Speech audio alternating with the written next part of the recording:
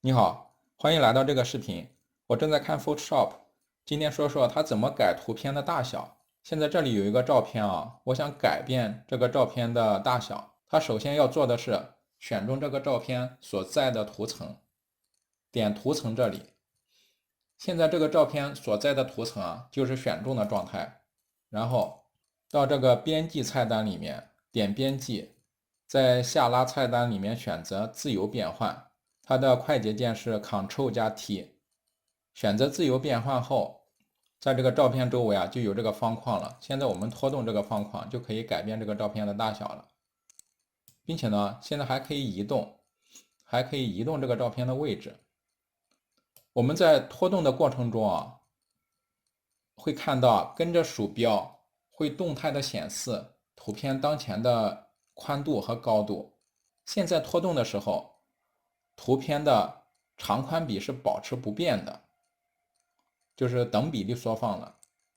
如果我们只想改变图片在一个方向上的尺寸，就需要按住键盘上的 Shift 键，然后再拖动。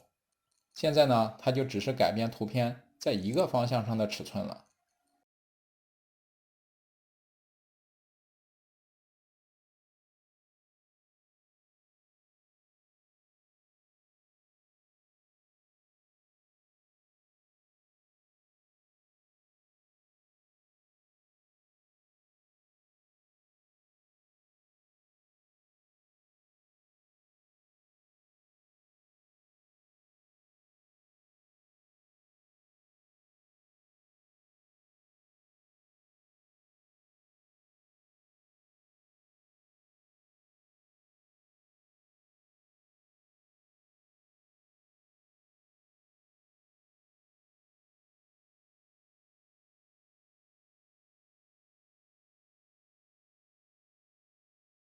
把图片调整到合适的大小后，用鼠标在图片的外部，在这个方框的外部点击一下，这个操作就完成了。